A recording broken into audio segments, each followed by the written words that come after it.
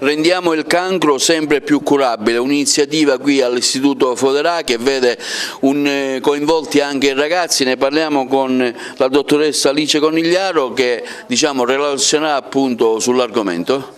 Sì, io sono una ricercatrice AIRC e AIRC ha il compito di informare la popolazione. Puntiamo tantissimo sui ragazzi perché è attraverso i ragazzi che si può fare la prevenzione primaria, che è quella della conoscenza.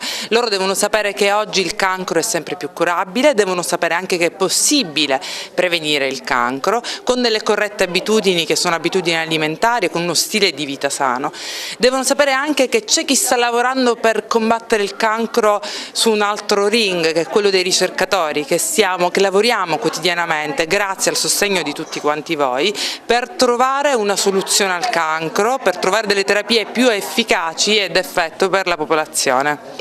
Oggi ospitiamo, come ogni anno del resto nella tradizione del Foderà, l'Associazione Italiana per la Ricerca sul Cancro.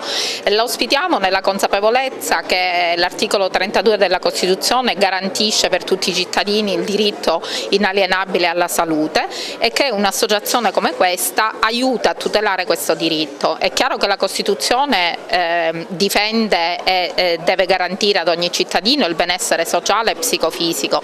Per fare questo è anche chiaro che occorre tanta ricerca, la ricerca va sostenuta e noi in qualità di istituzione scolastica, rappresentanti pubblici ufficiali e comunità del territorio siamo convinti che non solo bisogna essere fieri di sostenere la ricerca, ma bisogna sentirla e avvertirla come un dovere del cittadino. Questa è una settimana importante per l'Associazione Italiana per la Ricerca sul Cancro, perché a livello nazionale si celebra la settimana per la ricerca, che troverà il suo massimo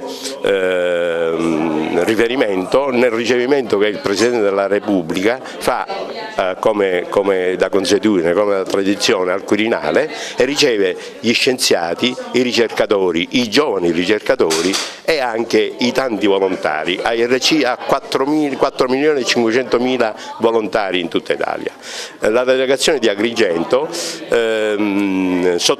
partecipa a queste manifestazioni portando un ricercatore. Oggi abbiamo il piacere di avere con noi la ricercatrice, la dottoressa Alice Conigliaro, che è empedocrina di origine, la quale nella scuola viene a illustrare ai ragazzi qual è il ruolo del ricercatore, che cosa fa e perché no, si potrebbe anche creare lo stimolo affascinante di iniziare, di mettersi per questi ragazzi, per qualcuno che ama questo problema, di cominciare a pensare di impegnarsi proprio nella vita della ricerca.